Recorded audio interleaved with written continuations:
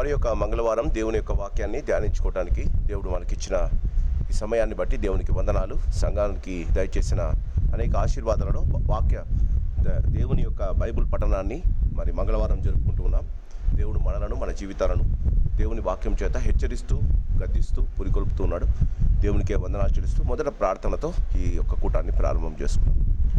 మహాపరిశుద్ధుడా, ప్రేమ కలిగిన పరలోకపు తండ్రి, నీ ఘనమైన, నీ మహోన్నతమైన, నీ ఉన్నతమైన నామానికి వందనాలు, స్తోత్రాలు. మీరు మమ్మల్ని ప్రేమించి, దీవించి, ఆశీర్వదించి మా జీవితంలో మీరు దయచేసిన ఈ శ్రేష్టమైన ఈ సాయంకాల సమయాన్ని బట్టి నేను స్తుతిస్తున్నాం. ఉదయకాలము మా నిద్ర లేచినది నుండి ఈ సాయంకాలపు సమయం దాకా నీ కాపుదల భద్రతను మాకు ఇచ్చి, మా తలంపులు, మా ఆలోచనలు, మా క్రియలు, మా సమస్తములో మీరు మాతో పాటు ఉండి మా నాయన నీ నామాన్ని గణపరిచి స్తుతించగలగడానికి మీరు మాకు ఇచ్చిన ప్రతి విధమైన శ్రేష్టమైన ఈవెని బట్టి నేను స్తుతిస్తున్నాం. గొప్ప దేవా, మీరు మాకు దేవుడవై ఉండి, మీరు మాకు రాజువై ఉండి అనేక విషయాల్లో మీ సహాయము, మీ కాపుదల భద్రత మాకు ఇస్తున్నందుకు నీకు వందనాలు. భయంకరమైన మరి ఈ లోకములో సైతాను ఉచ్చుల్లో మేము పడిపోకుండా నీ వాక్యము చేత మేము మా ప్రబోధింపబడాలని, నీ వాక్యము మా జీవితాలను సరిచేయాలని, నీ వాక్యములోని పారమార్థిక సత్యాలు మేము నేర్చుకోవాలని సంఘము ఎంతగానో ప్రార్థించి ఎన్నో సంవత్సరాల ముందుగానే ఈ యొక్క మంగళవారపు బైబిల్ పఠనాన్ని మా ప్రతిరోజు ఒక అధ్యాయాన్ని మేము ధ్యానించగలిగే కృపను మీరు మాకు ఇస్తున్నందుకు నీకు వందనాలు, స్తోత్రాలు చెల్లిస్తుంటున్నాం. కొంతమంది మరి మా తండ్రి కొద్దిమందిగా మరి నీ వాక్యాన్ని ప్రేమించిన వారు నీ ఆలయములకు రావడానికి, నీ ఆలయంలో కూర్చొని నీ వాక్యాన్ని వినగలగటానికి మీరు వారిని ప్రోత్సహిస్తున్న విధానం బట్టి నీకు వందనాలు. ఎప్పుడు ఈ వాక్య ఉపదేశము బంద్ అయిపోతుందో మాకైతే తెలీదు. మరి మా తండ్రి నీ రాకడ అతి సమీపంగా ఉంది. మరి మా ప్రభా, మరి వాక్యాన్ని గురించిన మరి మా నాయన సరైన అవగాహన, వాక్యాన్ని గురించిన ఆలోచన, వాక్యాన్ని ప్రేమించాలన్న మరి మా తలంపు మా సంఘంలో ప్రతి వారికి మీరు పుట్టించండి. మీ వాక్యము దొరుకు కాలమున మేము వారిని వెదికి దాన్ని భుజించాలని వాక్యం సెలవిస్తుంది కనుక ప్రజలలో నీ యొక్క తలంపులను దయచేసి వారు కూడా నీ సన్నిధానానికి వచ్చి మేలు పొందగలగడానికి సహాయం చేయండి. ఈ సాయంకాల సమయంలో మరి మా తండ్రి మీరు మమ్మల్ని ప్రేమించి, మా సంఘాలను ప్రేమించి, మా కుటుంబాలను, మా బిడ్డలను దీవించి ఆయా రీతిలుగా వారిని దీవిస్తున్నందుకు నీకు వందనాలు. వారు ఎక్కడ ఉన్నా, ఏం చేస్తున్నా, వారు ఎలాంటి పరిస్థితిలో ఉన్నా నీ కాపుదల భద్రత యోసేపు చుట్టూ ఉన్నట్టు, యోసేపుకు మీరు తోడై ఉన్నట్టు మా పిల్లలకు కూడా మీరు తోడై ఉంటారని విశ్వసిస్తున్నాం. వారిని దీవించండి. వారి చదువుల్లో, వారి ఉద్యోగాలలో, వారు చేస్తున్న ప్రయత్నాలలో, ప్రయాణాలలో మీరు వారితో పాటు ఉండండి. వారికి ఉన్న సమస్తాన్ని దీవించి ఆశీర్వదించండి. ఈ సాయంకాలం దినవృత్తాంతముల గ్రంథం 28వ అధ్యాయాన్ని మేము ధ్యానించబోతున్నాం. ఈ అధ్యాయంలోని పారమార్థిక సత్యాలు దావీదు జీవితంలో ఎలా జరిగించడానికి ఇష్టపడ్డాడో, మీ యొక్క మాటలను తూచా తప్పకుండా మరి మీరు సెలవిచ్చిన రీతిగా తన జీవితంలో ఎలా పాటించాడో మేము దాన్ని తెలుసుకొని నీ వాక్య ప్రకారంగా జీవించగలిగిన కృప మాకు దయచేయండి తండ్రి. మరి సంఘాన్ని దీవించండి. సంఘము చాలా మా ప్రభా, మరి సంఘంలో ఉన్న వారికి మరి మా నాయన నీ అందరి ప్రేమను, భయభక్తులను దయచేయండి. మరి మా ప్రభా, సంఘాన్ని ప్రేమించి సంఘ కార్యక్రమాల్లో వాళ్ళు పాల్గొనడానికి వారికి పురికొల్పు దయచేయండి. ఈ కృపలో వారిని భద్రపరచమని, వారు చేస్తున్న ప్రతి సేవను మీరు దీవించి ఆశీర్వదించమని, ఈ సాయంకాలపు దీవెనలు, ఆశీర్వాదాలు మాకును వారికి దయచేయమని యేసునామాన్ని అడిగి వేడుకుంటున్నాం మా పరమ తండ్రి, ఆమేన్. దినవృత్తాంతముల గ్రంథం,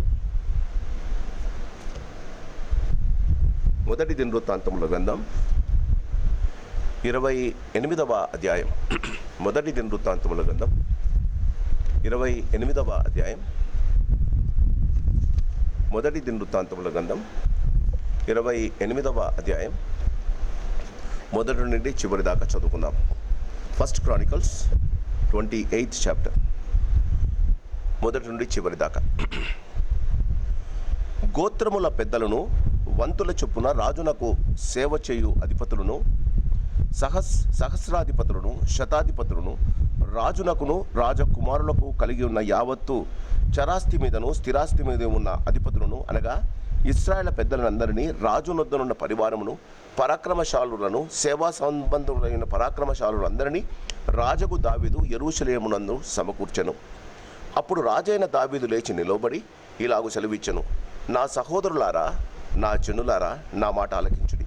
యెహోవా నిబంధన మందసమునకును, మన దేవుని పాదపీఠమునకును విశ్రమ స్థానముగా ఉండుటకు ఒక మందిరము కట్టింపవలనని నేను నా హృదయమును అందు నిశ్చయము చేసుకుని సమస్తమును సిద్ధపరిచితిని. అయితే నీవు యుద్ధములు జరిగించి రక్తము ఉలికించిన వాడవు గనుక నీవు నా నామమునకు మందిరమును కట్టించకూడదని దేవుడు నాకు ఆజ్ఞ ఇచ్చెను. ఇశ్రాయేలు మీద నిత్యము రాజునై ఉండుటకు ఇశ్రాయేలు దేవుడైన యెహోవా నా తండ్రి ఇంటి వారందరిలోనూ నన్ను కోరుకొనెను. ఆయన యూదాగోత్రపు వారిలో ప్రధానమైనదిగా నా తండ్రి ఇంటిలో నన్నును ఏర్పరచుకొని నాయందు ఆయన దయచూపి ఇశ్రాయేలీయుల మీద రాజుగా నియమించి ఉన్నాడు. యెహోవా నాకు అనేక మంది కుమారులను దయచేసి ఉన్నాడు. అయితే ఇశ్రాయేలు పైన యెహోవా రాజ్య సింహాసనం మీద కూర్చుంటుటకు ఆయన నా కుమారులందరిలో సొలొమోనును కోరుకొని ఆయన నాతో ఇలాగ సెలవిచ్చెను. నేను నీ కుమారుడైన సొలొమోనును నాకు కుమారుడిగా ఏర్పరచుకొని ఉన్నాను. నేను అతనికి తండ్రినై ఉందును. అతడు నా మందిరమును నా ఆవరణములను కట్టించును. మరియు నేటి దినమున చేయుచున్నట్టు అతడు ధైర్యము వహించి నా ఆజ్ఞలను నా న్యాయ విధులను అనుసరించిన ఎడల నేను అతని రాజ్యమును నిత్యము స్థిరపరచుదును. కాబట్టి మీరు ఈ మంచి దేశమును స్వాస్థ్యముగా అనుభవించి మీ తరువాతి మీ సంతతి వారికి శాశ్వత స్వాస్థ్యముగా దానిని అప్పగించున్నట్లు మీ దేవుడైన యెహోవా మీకిచ్చిన ఆజ్ఞలన్నిటి ఎట్టివో తెలుసుకొని వాటిని గైకొనుడి. అవి యెహోవా సమాజమునకు చేరిన ఇశ్రాయేలు అందరూ చూచుచుండగను మన దేవుడు ఆలకించుచుండగను నేను మిమ్మును హెచ్చరిక చేయుచున్నాను. సొలొమోనా, నా కుమారుడా, నీ తండ్రి యొక్క దేవుడైన యెహోవా అందరి హృదయములను పరిశోధించువాడును, ఆలోచన అన్నిటినీ సంకల్పం అన్నిటినీ ఎరిగిన వాడినై ఉన్నాడు. నీవు ఆయనను తెలుసుకొని హృదయపూర్వకంగాను మనఃపూర్వకంగాను ఆయనను సేవించుము. ఆయనను వెతికిన ఎడల ఆయన నీకు ప్రత్యక్షమగును. నీవు ఆయనను విసర్జించిన ఎడల ఆయన నిన్ను నిత్యముగా త్రోసివేయను. పరిశుద్ధ స్థలముగా ఉండుటకు ఒక మందిరమును కట్టించుటకై యెహోవా నిన్ను కోరుకొనిన సంగతి మనసునకు తెచ్చుకొని ధైర్యము వహించి పని జరిగించుము. అప్పుడు దావీదు మంటపమునకును మందిరపు కట్టడలకును బొక్కసము శాలలకును మేడ గదులకును లోపలి గదులకును కరుణాపీఠపు గదికిని యెహోవా మందిరపు ఆవరణములకును వాటి చుట్టూనున్న గదులకును దేవుని మందిరపు బొక్కసములకును ప్రతిష్ఠిత వస్తువుల బొక్కసములకును తాను ఏర్పాటు చేసిన సిద్ధపరిచిన మచ్చులను తన కుమారుడైన సొలొమోనుకు అప్పగించెను. మరియు యాజకులను లేవీయులను సేవ చేయవలసిన వంతుల పట్టియును యెహోవా మందిరపు సేవను గూర్చిన పట్టియును యెహోవా మందిరపు సేవోపకరణముల పట్టియును దావీదునకు అతనికి అప్పగించెను. మరియు ఆయా సేవ క్రమములను కావలసిన బంగారు ఉపకరణములన్నిటినీ చేయుటకై ఎత్తు ప్రకారముగా బంగారమును ఆయా సేవా క్రమములను కావలసిన వెండి ఉపకరణములన్నిటినీ చేయుటకై ఎత్తు ప్రకారము వెండిని దావీదు అతనికి అప్పగించెను. బంగారు దీపస్తంభములకును వాటి బంగారు ప్రమిదములకును ఒక్కొక్క దీపస్తంభమునకు దాని ప్రమిదలకును కావలసినంత బంగారమును ఎత్తు ప్రకారముగాను వెండి దీపస్తంభములో ఒక్కొక్క దీపస్తంభమునకును దాని ప్రమిదలకును కావలసినంత వెండిని ఎత్తు ప్రకారముగాను సన్నిధి రొట్టెలు ఒక్కొక్క బల్లకు కావలసినంత బంగారమును ఎత్తు ప్రకారముగాను వెండి బల్లకు కావలసినంత వెండిని ముండ్ల కొంకలకు గిన్నెలకు పాత్రలకును కావలసిన అచ్చ బంగారమును బంగారు గిన్నెలలో ఒక్కొక్క గిన్నెకు కావలసినంత బంగారమును ఎత్తు ప్రకారముగాను వెండి గిన్నెలో ఒక్కొక్క గిన్నె కావలసినంత వెండిని ఎత్తు ప్రకారముగాను ధూపపీఠమునకు కావలసినంత పుటము వేయబడిన బంగారము ఎత్తు ప్రకారముగాను రెక్కలు విప్పుకొని యెహోవా నిబంధన మందసమును కప్పు కెరూబుల వాహనము యొక్క మచ్చునకు కావలసినంత బంగారమును అతనికి అప్పగించెను. ఇవన్నీ అప్పగించి యెహోవా హస్తము నా మీదికి వచ్చి ఈ మచ్చుల పని అంతయు వ్రాతమూలముగా నాకు నేర్పెను అని సొలొమోనుతో చెప్పెను. మరియు దావీదు తన కుమారుడైన సొలొమోనుతో చెప్పినదేమనగా, నీవు బలము పొంది ధైర్యము తెచ్చుకొని ఈ పని పూనుకొనుము, భయపడకుము, వెరవకుండుము. నా దేవుడైన యెహోవా నీతో కూడా ఉండును. యెహోవా మందిరపు సేవను గూర్చిన పని అంతయు నీవు ముగించు వరకు ఆయన నిన్ను యంత్రమాత్రమును విడవకయుండును. దేవుని మందిర సేవ అంతటికిని యాజకులకును లేవీయులకును వంతుల ప్రకారము ఏర్పాటైరి ఈ ఆజ్ఞకు బద్దులై ఉండి ఈ పని అంతటికి నెరవేర్చుటకై ఆయా పనుల మీద ప్రవీణులైన వారును మనఃపూర్వకముగా పనిచేయువారును అధిపతులుగా జనులందరూ నీకు సహాయలగుదురుగాక. క్రీస్తునందు ప్రియమైన వాళ్ళరా, ఇంకొక సాయంకాలం దేవుని యొక్క వాక్యాన్ని ధ్యానించుకోవటానికి మనం చేరడం దేవుని యొక్క శ్రేష్టమైన కృప. దావీదు జీవితంలో దావీదు చేసిన పనులను, రాజుగా ఆయన చేసిన పనులను దినవృత్తాంతముల గ్రంథం మనకు విశదీకరిస్తుంది. మొదటి దినవృత్తాంతముల గ్రంథం ఒక్కసారి నాతో పాటు మొదటి దినవృత్తాంతముల గ్రంథం 3వ అధ్యాయం, మొదటి దినవృత్తాంతములు 3వ అధ్యాయం నుండి మొదటి దినవృత్తాంతములు 29వ అధ్యాయము దాకా, మొదటి దినవృత్తాంతములు 29వ అధ్యాయము దాకా, అంటే 26 అధ్యాయాలు. 27 అధ్యాయాలు, వాస్తవానికి 27 అధ్యాయాలను దావీదు యొక్క పరిచర్యను గురించి మనకు తెలియజేస్తాడు. మొదటి రాజుల గ్రంథం, ఒక్కసారి నాతో పాటు మొదటి సమూయేలు గ్రంథం 17వ అధ్యాయం. మొదటి సమూయేలు గ్రంథం 17వ అధ్యాయం. మొదటి సమూయేలు గ్రంథం 17వ అధ్యాయములో దావీదును పరిశుద్ధాత్మ దేవుడు మనకు రాజుగా, యోధుడుగా మనకు ఇంట్రడ్యూస్ చేస్తాడు. మొదటి రాజుల గ్రంథం, ఇంకోసారి చెప్తున్నా, మొదటి రాజుల గ్రంథం 17వ అధ్యాయము నుండి రెండవ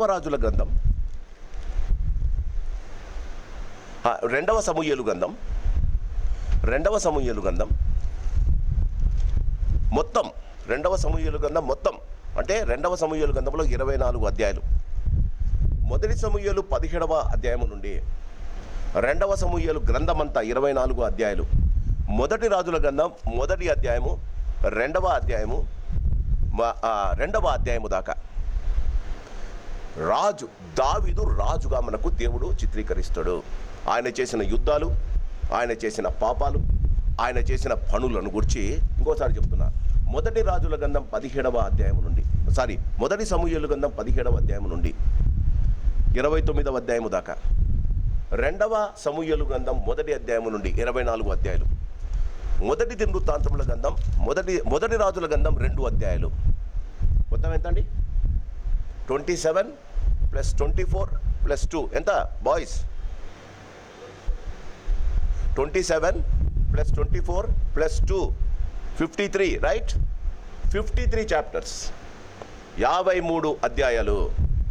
దేవుడు దావీదును రాజుగా చేస్తాడు. దావీదు తన జీవితంలో చేసిన పనులను జాగ్రత్తగా వినండి. దావీదు చేసిన పనులను 53 అధ్యాయాలు తెలియజేస్తాడు. మొదటి దినవృత్తాంతముల గ్రంథానికి రండి. మొదటి దినవృత్తాంతముల గ్రంథం 3వ అధ్యాయము నుండి, మొదటి దినవృత్తాంతముల గ్రంథం 3వ అధ్యాయము నుండి మొదటి దినవృత్తాంతములు చివరి అధ్యాయం 29 అధ్యాయాలు దాకా దావీదు యొక్క పరిచర్య. నా ఉద్దేశం ఏంటంటే, దేవుడు నీ పనులను, నీ పరిచర్యను నీకు దయచేస్తాడు. God will give you work, secular work. God will give you ministry. దేవుడు నీకు పనులను ఇస్తాడు, దేవుడు నీకు పరిచర్యను ఇస్తాడు. పనులను గూర్చి మొదటి సమూయేలు గ్రంథం 17వ అధ్యాయం నుండి మొదటి సమూయేలు 29వ అధ్యాయం దాకా, రెండవ సమూయేలు 24 అధ్యాయాలు, మొదటి రాజులు 2 అధ్యాయాలు, 53 అధ్యాయాలు ఆయన రాజుగా దేవుడు ఆయనను హెచ్చించిన విధానం బాగా గమనించండి. దావీదు దేవునికి రాజుగా, అంటే దావీదు దేవుని హృదయానుసారుగా, దావీదు దేవుడు కోరుకున్న రాజుగా. ఒక్కసారి నాతో పాటు మొదటి సమూయేలు గ్రంథం, కొంచెం బైబిల్ చూద్దాం. మొదటి సమూయేలు గ్రంథం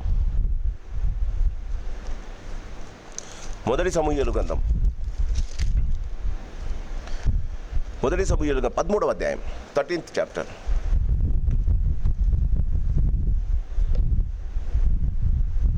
13వ అధ్యాయము 14వ వచనం ఏముందండి? యెహోవా తన చిత్తానుసారమైన మనస్సు గల ఒకని కనుగొని ఉన్నాడు. బాగా గమనించండి. ఇంకా దావీదు పిక్చర్లోకి రాలేదు. ఇంకా దావీదు గొల్యాతును చంపలేదు. ఇంకా దావీదు సౌలు కనులలో పడలేదు. ఇంకా దావీదు రాజు కాలేదు. ఇంకా దావీదు దేవుడి పిక్చర్లో, అంటే ఇశ్రాయేలు పిక్చర్లోకే ఎంటర్ కాలేదండి. ఎంటర్ కాకముందే దేవుడు అంటాడు, నా చిత్తానుసారంగా నేను ఒకని కనుక్కున్నా. గమనించండి. God did not choose him because what he has done. ఆయన చేసిన పనులను బట్టి ఆయనను హృదయానుసారుడని దేవుడు డిక్లేర్ చేయలే. దేవుడు ఇంకా ఎన్నుకోకముందే నా చిత్తానుసారం, యెహోవా తన చిత్తానుసారమైన మనస్సు గలవాణ్ణి ఒకని కనుగొన్నాడు. He is proved to be fit in the eyes of the Lord before he became the king. మన జీవితాలు బాగా గమనించండి. దాని తరువాత దేవుని చిత్తానుసారమైన మనస్సు నీకు ఉంటే దేవుడు నీకు పనులను ఇస్తాడు. మొదట నీకు మంచి పొజిషన్ ఇస్తాడు, నిన్ను రాజుగా చేస్తాడు, నీవు అందరికీ తలగా చేయబడతావు. తరువాత దేవుడు తన పరిచర్యను అప్పగిస్తాడు. అర్థమవుతుందా? నీవు ఎంఎస్ చేస్తే కాదు, నీవు పిహెచ్డి చేస్తే కాదు, నీవు లక్ష్యానుసారం అయితే కాదు, నీవు డాక్టర్వు కలెక్టర్ అయితే కాదమ్మా. దేవుని చిత్తానుసారమైన మనసు గలవాడై ఉండాలి. చాలామంది చదువుకుంటే పెద్ద ఉద్యోగాలు వస్తుంది, దాని తర్వాత పరిచర్య చేస్తారంటారు. తప్పు. యవనస్తులు గమనించండి. మొదట నీవు దేవుని చిత్తానుసారమైన మనసు గలవాడై ఉండాలి. యెహోవా, నా మాటలు కాబట్టి, యెహోవా తన చిత్తానుసారమైన ఒకరిని కనుగొన్నాడు. జీవితంలో మనం ఏం చేస్తామంటే మన పనులను బాగా చేసి బాగా డబ్బు సంపాదించి ఒక స్థితికి వచ్చిన తర్వాత పరిచర్య చేస్తామంటాడు. God says I don't want you. మనం చేస్తున్న పరిచర్యలు మళ్ళా మన పేరు కోసమే, దేవుని కోసం కాదు. క్రీస్తునందు ప్రేమైన వాళ్ళని మీది గమనించాలి. అప్పుడు దాకా దావీదు గురించి లేదండి. 17వ అధ్యాయంలో దావీదు వస్తాడు. అక్కడ నుంచి దేవుని చిత్తానుసారమైన పనులు, పచ్చట దేవుని చిత్తానుసారమైన పనులు ఎక్కడ నేర్చుకున్నాడండి? ఒక 22 గొర్రెలట. 22 గొర్రెలను తీసుకొని రాజు రోజుల కొద్దీ అడవిలో తిరిగి దేవునికి దగ్గర అయ్యాడండి. లోకంకు దూరమైతేనే నువ్వు దేవునికి దగ్గరవుతావు. లోకంకు దూరమైతేనే నువ్వు దేవుని చిత్తానుసారమైన మనసు కలుగుంటావు. లోకానికి దూరమైతేనే దేవుని పరిచర్య పనులు చేయగలుగుతావు. ఒక కాలు గుడిలో ఒక కాలు లోకములో పెట్టి చినిగిపోతామేమో కానీ పరిచర్య చేయలేము. బాగా గమనించండి. క్రీస్తునందు ప్రేమైన వాళ్ళరా, అందుకే దావీదు యొక్క పరిచర్య దినవృత్తాంతముల గ్రంథం 20వ అధ్యాయంలో చివరి దశకు వచ్చింది. నేను ప్రతి మంగళవారం ఒక 10 వారాలుగా మీకు దావీదుని గురించే చెప్తున్నా. మీ జీవితంలో దేవునికి దగ్గర కావాలనుకుంటారు, దేవునికి ఆశీర్వాదం కావాలనుకుంటారు, దేవుని యొక్క పరిచర్య నేను జరిగించాలనుకుంటారు, దేవుడు నేను ఏం చేయాలో రేపు నాకు తెలియజేయాలనుకుంటారు. నా కుటుంబం ఎలా ఉంటుంది, నా పిల్లలు ఎలా ఉంటారు, నా పరిచర్య ఎలా ఉంటుంది, నా భవిష్యత్తు ఎలా ఉంటుంది. 28వ అధ్యాయంలో దేవుడు తనకు నమూనా ఇచ్చాడట. నమూనా చూసారా? ఒకసారి నాతో పాటు దినవృత్తాంతముల గ్రంథం 28వ అధ్యాయం. దినవృత్తాంతముల గ్రంథం 28వ అధ్యాయము. దినవృత్తాంతములు గ్రంథం 28వ వచనం 19వ వచనం. ఇవన్నీ అప్పగించి యెహోవా హస్తము, దినవృత్తాంతముల గ్రంథం 28:19. యెహోవా హస్తము నా మీదికి వచ్చి ఈ మచ్చుల పని అంతయు వ్రాత మూలకముగా నాకు ఏమంటమా? నాకు చెప్పండి, బైబిల్ ఏముంది? నేర్పెను. రాజండి, he is 85 years old. Next చాప్టర్లో చచ్చిపోతాడు. ఆయన చచ్చిపోతాడు. సంఘ పరిచర్య చేయండి. మేము ముసలోళ్ళం అయిపోయినాం సార్, సంఘ పరిచర్య చేస్తాను అంటే మా టైం అయిపోయింది సార్, సంఘ పరిచర్య చేయండి, దేవుని పరిచర్య చేయండి. దేవుని పరిచర్య ఎందుకు చేయరో తెలుసా? చెప్పనా? దేవుని చిత్తానుసారమైన మనస్సు మీకు లేదు, అందుకే దేవుని పరిచర్య మీరు చేయలేరు. నన్ను క్షమించండి. క్రీస్తునందు ప్రేమైన వాళ్ళరా, మీరు జాగ్రత్తగా గమనిస్తే దేవుడు నేర్పిస్తే నేర్చుకోవడానికి దావీదు 85 సంవత్సరాలు కూడా రెడీ అయ్యాడబ్బా. మనం 20 సంవత్సరాలకే మనం మొత్తం నేర్చేసుకున్నాం. మనం 20 సంవత్సరాలకే దేవుని కన్నా ఎక్కువ తెలివి వచ్చేసింది. మనకు 30-40 సంవత్సరాలు వచ్చి పెళ్లి చేసుకొని ఒక పిల్లలు పుట్టేటప్పటికే బైబిల్ మొత్తం మనకు వచ్చేసిందమ్మా. అందుకే దేవుని హృదయానుసారుడుగా నువ్వు కాలేకపోతున్నావు. దావీదు రాజైన వెంటనే మొదటి 2వ అధ్యాయాలలో దావీదు రాజైన వెంటనే దేవుని గురించి ఆలోచించాడు, దేవుని గురించి ఆలోచించాడు. నీ జీవితంలో నీకు ఆలోచన ఉదయకాలం లేచిన వెంటనే నీకు దేని మీద ఆలోచన పోతుందో అది నీకు నెంబర్ 1 ఇన్ యువర్ లైఫ్. చాలామంది పండుకొని కళ్ళు తెరుచుకుంటే ఏం చేస్తారమ్మా? చెప్పు, ఏం చేస్తారు? చూడండి, ఎతుకుతారు. ఏం ఎతుకుతారు సార్? బైబులా. మీకు లోకం కావాలి, ఎవడు చేసినాడు కావాలి, ఏం మెసేజ్ పెట్టినాడు కావాలి. అందుకే మీరు దేవుడు అంటాడు నువ్వు లోకంతోనే ఉండే, నాతో ఉండొద్దు. ప్రార్థన చేసినప్పుడు నేను వినను.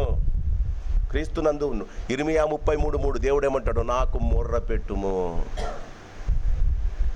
వాడు కాదని call unto me I will answer you అని ఆయన అంటుంటే మనం ఎవనో కాల్ కోసం ఎతికేది ఏందండి? ఏమన్నా మిస్డ్ కాల్స్, దేవుడి ఎన్ని మిస్ కాల్స్ ఉన్నాయో తెలుసా నీ దాంట్లో? నీ జీవితంలో దేవుని ఎన్ని మిస్ కాల్స్ ఉన్నాయో తెలుసా? మళ్ళీ దేవునికి మిస్ కాల్ చేసిన ప్రతి వాడిని నువ్వు కాల్ చేస్తావే, దేవుని మిస్ కాల్స్ నీ జీవితంలో ఎన్ని ఉన్నాయో నీకు తెలుసా? ఆ మిస్ కాల్స్ ఎందుకు చేసినాడో దేవుని ఒకసారి నువ్వు ఫోన్ చేసి కనుక్కున్నావా? ఆలోచించండి. క్రీస్తునందు ప్రియమైన వాళ్ళరా, 28వ అధ్యాయం గోత్రముల పెద్దలను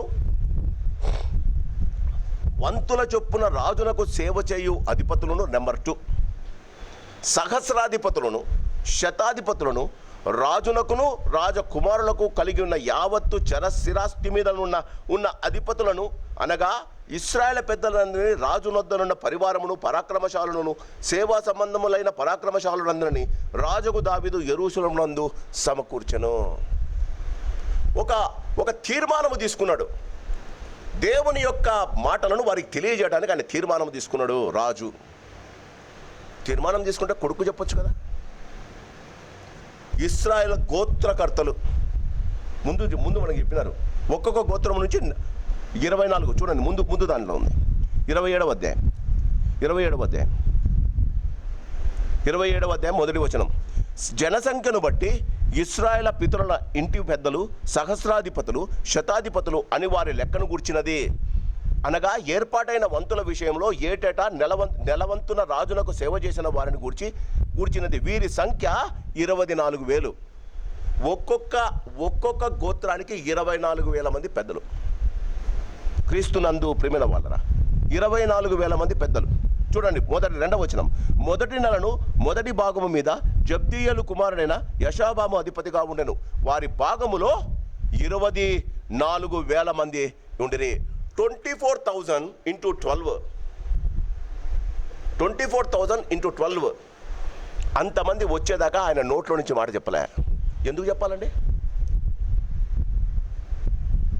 27లో ఎంతమంది శతాధిపతులు, ఎంతమంది గోత్రకర్తలు, ఎంతమంది పెద్దలు ఉన్నారో చెప్పాడు. 28లో వాళ్ళు వచ్చేదాకా దేవుడు చెప్పిన మాటలు చెప్పాలని ఇష్టపడ్డాడు.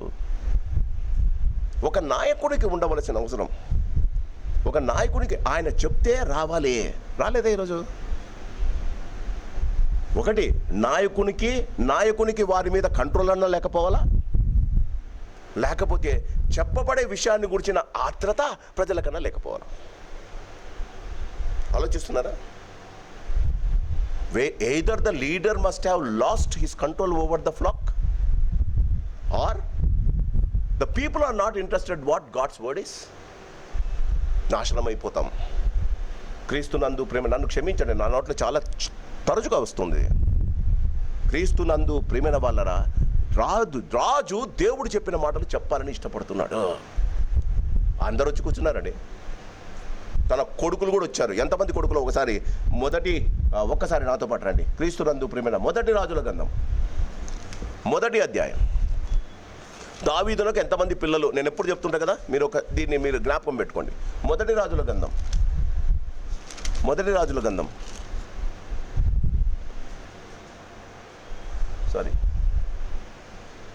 3వ అధ్యాయం.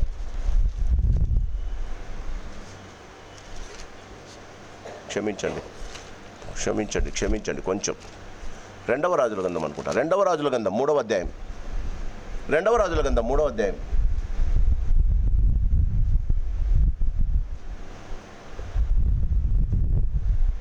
2వ వచనం.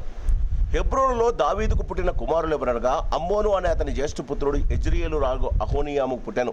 కిల్యాబు అని 2వ వాడు కల్మీయేలుకు నాబాలు భార్య అయిన అబీగయలు వలన పుట్టెను. 3వైన అబ్షాలోము గెషెరు రాజుకు తల్మయి కుమారుడుకు మయక వలన పుట్టెను. 4వ వాడు అదోనియా హగ్గీతు వలన పుట్టెను. 5వ వాడు షెపల్యా అబీటూలు వలన పుట్టెను. 6వ వాడు ఎత్రేయము దావీదునకు భార్య అయిన ఎగ్లా వలన పుట్టెను.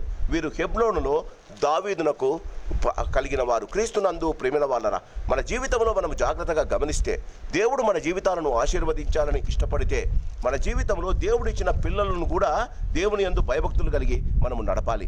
మన జీవితాలలో ఎప్పుడైనా సరే దేవుడు మనల్ని కోరుకున్నప్పుడు, దేవుడు మన జీవితాలను ఆశీర్వదించినప్పుడు, దేవుడు మన జీవితాల్లో ఇచ్చిన అతి శ్రేష్టమైన ఆశీర్వాదాన్ని మనం పొందుతున్నప్పుడు, దేవుడు మన పట్ల చేసిన ప్రతిదానిని మనం జ్ఞాపకం ఉంచుకోవాలి. దేవుని యొక్క అతి ఉచితమైన కృప ద్వారా దేవుడు మనకు దయచేసిన వాటిని ఆశీర్వదించి అనేకులకు ఆశీర్వాదకరంగా ఉండాలి. దావీదునకు దేవుడు ఇచ్చిన పిల్లలు కూడా పిలిచాడు. ఎందుకు పిలిచాడంటారు? మొదటిది మీరు బాగా గమనిస్తే దినవృత్తాంతముల గ్రంథంలో మీకు ఇంకొకసారి రివైవ్ చేస్తా, చెప్పిన ప్రతి మంగళవారం చెప్పా. దావీదు మొదట దేవుని గురించి ఆలోచించాడు. తరువాత చెదిరిపోయిన 12 గోత్రాలను సమకూర్చాడు రెండవసారి. మూడవసారి దావీదు దేవుని యొక్క బల్ల గురించి ఆర్క్ ఆఫ్ ద లార్డ్, దేవుని బల్లను గురించి ఆలోచించాడు. దేవుని బల్లను గురించి ఆలోచించాడు. తరువాత బల్లకు ఎక్కడ పెట్టాలో మందిరాన్ని గురించి ఆలోచించాడు. 4 రైట్, ఆ మందసములో ఎవరు పని చేయాలి? యాజకులు. అహరోను సంతానం 22 తరగతులుగా ఆయన విభజించాడు. దాని తర్వాత 6వది, ఆ మందసములో యాజకులు కాకుండా మిగిలిన లేవీయులు, కహతీ వంశీయులు మాత్రమే అహరోను సంతానం. మిగిలిన గెర్షోను హేమ వారి కుటుంబాలను లేవీలో ఆయన కొయర్ వారుగా పెట్టాడు. దాని తర్వాత తన ఇంటిని కాపలా కాయడానికి ఎవరెవరు కాపలా కాస్తారో 27వ అధ్యాయంలో చెప్పాడు. ఇప్పుడు మందిరం ఎట్లా కట్టాలి? నమూనా, బ్లూ ప్రింట్ అంటారు కదా, కొడుకుకు బ్లూ ప్రింట్ ఇస్తున్నాడు. క్రీస్తునందు ప్రేమైన వాళ్ళరా, మొదటి దినవృత్తాంతముల గ్రంథం 28వ అధ్యాయం. మొదటి దినవృత్తాంతముల గ్రంథం 28వ అధ్యాయం. గోత్రముల పెద్దలను, వంతుల చొప్పున రాజునకు సేవ చేయు అధిపతులను, సహస్రాధిపతులను, శతాధిపతులను, రాజునకును రాజకుమారులకు కలిగి ఉన్న యావత్తు శిరాస్తి మీద ఉన్న అధిపతులను, అనగా ఇశ్రాయేల్ పెద్దలందరినీ, రాజు పెద్దలనున్న పరివారమును, పరాక్రమశాలను, సేవా సంబంధులైన పరాక్రమశాలందరినీ రాజుకు దావీదు యెరూషలేమునందు సమకూర్చెను. అప్పుడు రాజైన దావీదు లేచి నిలవబడి ఇలాగూ సెలవిచ్చెను. When God wants to tell something, people should come and listen. దేవుడు తన వాక్యాన్ని నీకు చెప్పాలని ఇష్టపడితే, నువ్వు బాగుపడాలనుకుంటే వచ్చి వినాలి. బాగా గమనించండి, దేవుని వాక్యము మనకు ఎందుకు కావాలి? Number 1, God's word will correct you. Number 1, God's word దేవుని వాక్యము నిన్ను సరి చేస్తుంది. God's word will first correct you. దేవుని వాక్యం నీ దగ్గరకు వచ్చినప్పుడు, దేవుడు కోరుకొనని అపరిశుద్ధమైన జీవితం నీదైతే, నువ్వు సరి చేసుకోవటానికి ఇష్టపడితే, జాగ్రత్తగా వినండి, దేవుని వాక్యం నీ దగ్గరకు వచ్చినప్పుడు నీలో ఉన్న విషయాలను నువ్వు వదులుకోవటానికి, దేవునికి ఇష్టం లేని వదులుకోవటానికి ఇష్టపడితే, నీవు జీవితంలో బాగుపడటానికి మొదలు పెట్టావు. God's word will first correct you, next protects you సాతాను నుండి. బైబుల్ చదవము, దేవుణ్ణి ప్రార్థించము, దేవుని మాట ప్రకారంగా జీవించడానికి ఇష్టపడము, 91 కీర్తన పట్టుకుంటాం. నీ పాదములకు రాయి తగలకుండా. పక్కనున్న వాళ్ళంతా సైతాను దయ్యాలు. నీ పక్కన దేవదూతలు లేరు, నీ పక్కన సాతాను ఉన్నాడు, నీ సాతాను అనుచరులు ఉన్నారు. నీ పాదములకు రాయి తగలకుండా వారు నిన్ను ఎవరు పట్టుకుంటారట? వారెవరు? ఏంజల్స్ పట్టుకోవాల్సింది డెమన్స్ పట్టుకుంటున్నారు. ఉన్న పరిస్థితి కొనగా దరిద్రంగా తయారవుతున్నారు. క్రీస్తునందు నేను మిమ్మల్ని మెచ్చుకోవాలనో తిట్టుకోవాలనో చెప్పడంలే. క్రీస్తునందు ప్రియమైన వాళ్ళ, god's word first will correct you, then protects you, సాతాను నుంచి తప్పిస్తాడు, దెన్ డైరెక్ట్స్ యూ. మీ జీవితంలో ఇది ఎప్పుడు గుర్తుపెట్టుకోండి. దేవుని వాక్యం ఎందుకు? మొదట నిన్ను కరెక్ట్ చేస్తుంది, నువ్వు పాపిని ఒప్పించి పరిశుద్ధం దగ్గరికి తీసుకొస్తుంది. తర్వాత ఆ పరిశుద్ధుడు మహోన్నతుడి చాతున రెక్కల కింద నిన్ను పెట్టుకుంటాడు, ప్రొటెక్ట్స్ యూ. 3వది డైరెక్ట్స్, నేను నీకు ఆజ్ఞాపించేదను, నీవు నడవవలసిన త్రోవను నేను నీకు బోధించేదను. నీ వాక్యము నా పాదాలకు దీపం కనుక కదా. ఎవడన్నా అంటే పాస్టర్ గారు 119, 105, నీ వాక్యము నా పాదాలకు దీపం, నా త్రోవ నాకేం కాదు, పోయి డాష్ కొట్టుకొని చచ్చిపోతాడు, అంతేనా? ఫస్ట్ కరెక్షన్, తర్వాత ప్రొటెక్షన్, తర్వాత డైరెక్షన్. మన జీవితాల్లో చాలా జాగ్రత్తగా ఉండండి, చులకనగా తీసుకోవద్దండి. క్రీస్తునందు ప్రియమైన వాళ్ళ 28వ అధ్యాయము. నా సహోదరులారా, నా జనులారా, నా మాట ఆలకించుడు. రాజు ఏయ్ ప్రజలారా అనాలి కదా. ప్రజలారా, నేను రాజును. 12 గోత్రాల వాళ్ళని పిలిచాడు. ఏమంటాడండి? నా సహోదరులారా, మై బ్రదర్స్. 40 సంవత్సరాలు రాజ్యము చేసిన రాజు ఇశ్రాయేలును పిలిచే విధానం అండి, నా సహోదరులారా, నా జనులారా. ఎందుకండి? సహోదరుల ఐక్యత కలిగి నివసించుట, ఇది మనోహరం. మనము ఐక్యతగా ఉంటే దేవుడు మనల్ని మనోహరంగా చేస్తాడు. మేలు కలుగుతుంది మనకు. మన జీవితాల్లో మనం ఐక్యంగా ఉండము. మన జీవితాల్లో మనకు దేవుని వాక్యం వద్దు. క్రీస్తునందు ప్రియమైన వాళ్ళారా, బాగా గమనించండి. నా సహోదరులారా, నా జనులారా, నా మాట ఆలకించండి. యెహోవా నిబంధన మందసమునకును మన దేవుని పాదపీఠమునకు విశ్రమ స్థానముగా ఉండుటకు ఒక మందిరము కట్టించవలనని నేను నా హృదయములో నిశ్చయము చేసుకొని సమస్తమును సిద్ధపరిచితిని. ఏమంటండి ఆయన హృదయ ఆలోచన ఏంటి? మందిరం కట్టాల. దావీదు యొక్క హృదయ ఆలోచన బాగా గమనించండి. దావీదు యొక్క హృదయ ఆలోచన క్రీస్తునందు ప్రియమైన వాళ్ళరా, ఆయనకైతే ఒక మంచి ఆజ్ఞ ఇచ్చాడు. దావీదు యొక్క ఆలోచన, దేవుని యొక్క నిర్ణయం ఏంటి? చూడండి, కింద చూడండి. అయితే నీవు యుద్ధమును జరిగించి రక్తము ఒలికించిన వాడవు గనుక నీవు నా నామ మందిరమునకు కట్టించకూడదని దేవుడు నాకు ఆజ్ఞ ఇచ్చాను. బాగా గమనించండి. దావీదు ఆలోచన మంచి చేయాలని, దేవుని కోసం. దేవుని ఆలోచన నువ్వు చేయకూడదు అంటాడు. ఏం చేయాలి సంగీతరావు సార్? బైబిల్ తీసుకొని వెళ్ళిపోవాలి కదా గుడిలో నుంచి. నేను దేవునికి మంచి చేస్తున్నా, నేను దేవునికి మందిరాన్ని కట్టిస్తున్నా, నేను దేవునికి గొప్ప పని చేస్తున్నా, నేను దేవుని కొరకు జీవించాలని ఇష్టపడుతున్నా, నేను గొప్ప పని చేయాలని ఆశిస్తున్నా, దేవుడు వచ్చి నీ చేయకూడదు అని అన్నాడు. ఏం చేయాలండి? పెట్టబెట్ట సర్దుకొని పోవాలి కదా. ఏమన్నాడో తెలుసా? నాతాను వచ్చి చెప్తే ఓకే ఆయన చిత్తానుసారంగా జరగనిగాక అన్నాడండి. అప్పుడు నాతాను చెప్పాడు, నీ కడుపున పుట్టిన పుట్లో కొడతారంట అని. ముందు చెప్పలే. God always tests you. నేను కడతాము, నేను గొప్ప పని చేద్దామని నేను అనుకుంటుంటే దేవుడు నువ్వు చేయకూడదు అంటాడు. ఎట్లా మనం బిహేవ్ చేస్తామండి? వెంటనే రియాక్ట్ అవుతాం కదా. ఈ దేవుడు ఎవడోబా? బంగారం పెట్టినా, వెండి పెట్టినా, వెలగల రాళ్ళు పెట్టుకున్నా, అంతే చేసి ఆయనకు మందిరం కడతామంటే ఆయన నన్ను వద్దంటాడా? నన్ను చేర్చుకోడా? నాతో పని చేయించుకోడా? క్రీస్తునందు ప్రియమైన వాళ్ళని మీరు ఆలోచించాలి. ఆయన అంటున్నాడు, అయితే నీవు యుద్ధములు జరిగించి రక్తము ఒలికించిన వాడు గనుక నీవు నా నామమునకు మందిరం కొట్టకూడదని దేవుడు నాకు ఆజ్ఞ ఇచ్చెను. ఇశ్రాయేలు మీద నిత్యము రాజునై ఉండుటకు ఇశ్రాయేలు దేవుడైన యెహోవా నా తండ్రి ఇంటి వారందరిలోనూ నన్ను కోరుకొనెను. ఆయన యూదాగోత్రము వారిలో ప్రధానముగా నా తండ్రి ఇంటిలో ఉన్న వారిని ఏర్పరచుకొని నా యందు ఆయన దయ చూపి ఇశ్రాయేలు మీద రాజుగా నియమించి ఉన్నాడు. క్రీస్తునందు ప్రియమైన వాళ్ళరా, బాగా గమనించండి. రాజుగా అయినప్పటి నుండి దావీదు నోట్లో నుండి వచ్చిన మాట, I am unfit but God made me perfect. రాజు అయినప్పటి నుండి దావీదు నోట్లో నుండి వచ్చింది, నన్ను నా కుటుంబాన్ని ఇంతగా హెచ్చించుటకు నేను ఏ పాటివాన్ని. సంఘంలో ఒక పోస్ట్ ఇస్తేనే మన వాళ్ళు తట్టుకోలేరండి, వాళ్ళు పట్టుకోలేమండి. ఆఫీస్లో లేకపోతే నువ్వు ఒక కార్పొరేటర్ అయితేనే, నువ్వు లేకపోతే ఒక లీడర్ అయితేనే నువ్వు పట్టుకోలేము సార్. అందుకే మనం ఆడి ఉన్నాం. జీవితంలో గమనించండి, నీ జీవితము నీకు ఇచ్చిన దేవుడు ఇచ్చిందంతా నీకు దేవుడు ఇచ్చిన గొప్ప ఆధిక్యత. ఆయన అంటాడు నన్ను కోరుకున్నాడు. ఎందుకు? అది ఒక్క మాట మీరు గమనించండి ప్లీజ్. చూడండి 4వ వచనములో 3వ లైన్, యూదాగోత్రములో వారిలో ప్రధానమైనదిగా నా తండ్రి ఇంటిలో నన్ను ఏర్పరచుకొని నా యందు ఆయన దయచూపి. He favoured my home. క్రీస్తునందు ప్రియమైన వాళ్ళరా, కష్టపడి ఉద్యోగం చేస్తాం, 50,000 వస్తుంది. ఎవరి కష్టం అండి?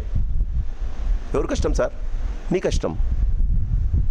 కానీ ఎప్పుడైనా జీతం తీసుకున్నప్పుడు దేవా ఇది నీ ఫేవర్ అనుకుంటామా? నీ కష్టార్జితం అది. కానీ దేవుడు ఏం ఎక్స్పెక్ట్ చేస్తాడో తెలుసా? దేవా ఇచ్చినది నీ దయ, నీ కృప అనుకుంటామా? నా కష్టార్జితం. నా ఇల్లు చూసినావు సార్, కష్టపడి కట్టినా సార్, దేవుని దయ కాదు, అందుకే కూలిపోతాయి. క్రీస్తునందు ప్రియమైన వాళ్ళ, దావీదుకు మనకున్న వ్యత్యాసము చూడండి. చూడండి. యెహోవా నాకు, 5వ వచనం, నాకు అనేక మంది కుమారులను దయచేసి ఉన్నాడు. అయితే ఇశ్రాయేలు పైన యెహోవా రాజ్య సింహాసనం మీద కూర్చున్నకై ఆయన నా కుమారులందరిలో సొలొమోను కోరుకొని ఆయన నాతో ఇలాగో సెలవిచ్చెను. దేవుని యొక్క నిర్ణయం ఆయనకు తెలిసింది. మొదట ఆయన ఒప్పుకున్న తర్వాతనే దేవుడు సొలొమోను చేస్తానని చెప్పాడు. మనము ఒప్పుకున్న వెంటనే దేవుడు నీకు ఒక ఛాన్స్ ఇస్తాడు. నీ ఆలోచన, నీ హృదయ ఆలోచన వెంటనే కోపం వచ్చిందా, లేకపోతే బాధపడ్డావా, లేకపోతే నీ హృదయం నీ బయటకు చెప్పవు.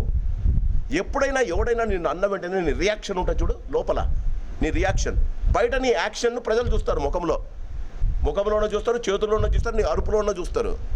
నీ రియాక్షన్ లోపల ఉంటుంది చూడు, అది దేవుడు చూస్తాడు. వెంటనే కోపం వచ్చేయడం, తట్టుకోకపోవడం, బీపీ పెరిగిపోవడం, లేకపోతే బీపీ లో కావడం, నీకు వినకూడనిది నువ్వు వింటే, నీవు అనుకున్నది నీకు దొరక్కపోతే, క్రీస్తునందు ప్రియమైన వాళ్ళరా, దేవుని యొక్క నిర్ణయం కోసం తన ఆలోచనను పక్కన పెట్టాడు. క్రీస్తునందు ప్రియమైన వాళ్ళరా, దేవుని పని చేయడానికి, క్రీస్తునందు ప్రియమైన వాళ్ళరా బాగా గమనించండి, దేవుని పని చూడండి.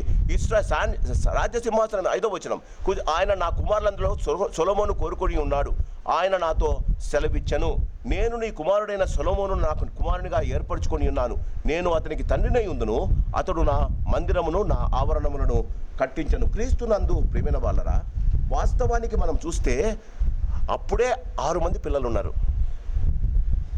బెత్షెబాకు 4 కుమారులు. దావీదునకు బెత్షెబా ఉంటుందిగా, బెత్షెబాకు 4 కుమారులు. ఆ 4 కుమారులు చివరివాడు సొలొమోను.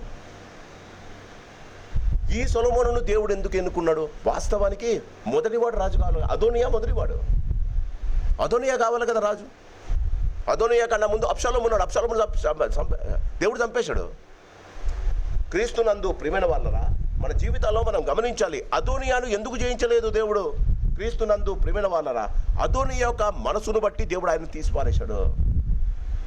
దేవుడు ఇక్కడ ఏమంటాడంటే 6వ వచనం, నేను నీ కుమారుడైన సొలొమోను నా కుమారునిగా ఏర్పరచుకొని ఉన్నాను, నేను అతనికి తండ్రినై ఉందును, అతడు నా మందిరమును నా ఆవరణమును కట్టించును. ఇస్సాకు రెప్కాల వలె ఒకరు ఒక కుమారుని, ఇంకొకరు ఇంకొక కుమారుని వాళ్ళు డివైడ్ చేసుకోలేదండి. తన జీవితంలో దేవుడు చెప్పిన పనిని జరిగించడానికి ఇష్టపడ్డాడండి. ఈ సాయంకాలం మన జీవితాల్లో మనం గమనించాలి. చూడండి, ఆయన ఏమంటాడు, నా కుమారునిగా ఏర్పరచుకొని ఉన్నాను, నేను అతని తండ్రినై ఉందును, అతడు నాకు మందిరమును నా ఆవరణమును కట్టించును, మరియు నేటి దినమున చేయుచున్నట్లు అతడు ధైర్యము వహించి నా ఆజ్ఞలను నా న్యాయ విధులను అనుసరించినలా నేను అతని రాజ్యమును నిత్యమును స్థిరపరుచును. క్రీస్తునందు ప్రియమైన వాళ్ళని మీరు గమనించండి. ఈ వాక్యము చదివేటప్పుడు నేను ఎలా చదివానంటే బాగా గమనించండి.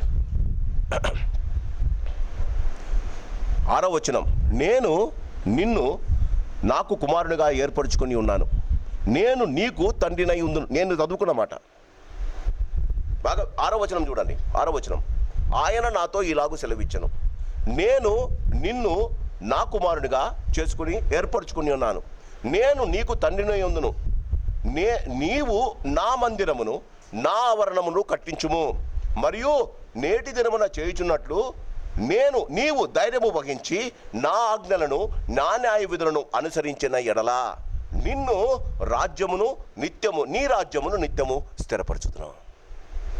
ఇది వాక్యం, నీకు చెప్పే వాక్యం. నీ ఇల్లు స్థిరపడుతుంది, నీ కుటుంబము స్థిరపడుతుంది, నీ జీవితము స్థిరపడుతుంది.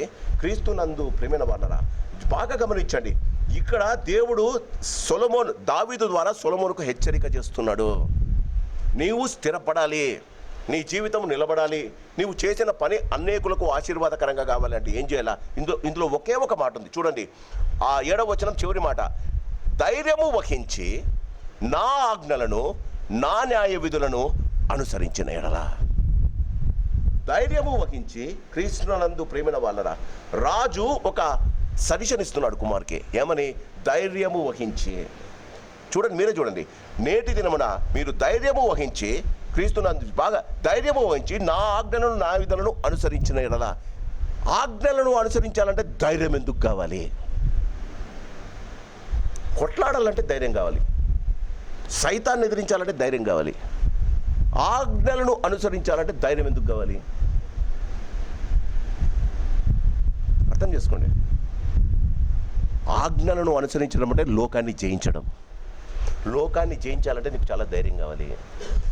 పాపం అనే లోకం నాకు వద్దు అనుకోవడం చాలా ధైర్యం అండి. టెంప్టేషన్ వద్దు అనుకోవడం చాలా ధైర్యం అండి. ధైర్యం కావాలా? పాపంలో పడిపోవడం చాలా ఈజీ అమ్మా.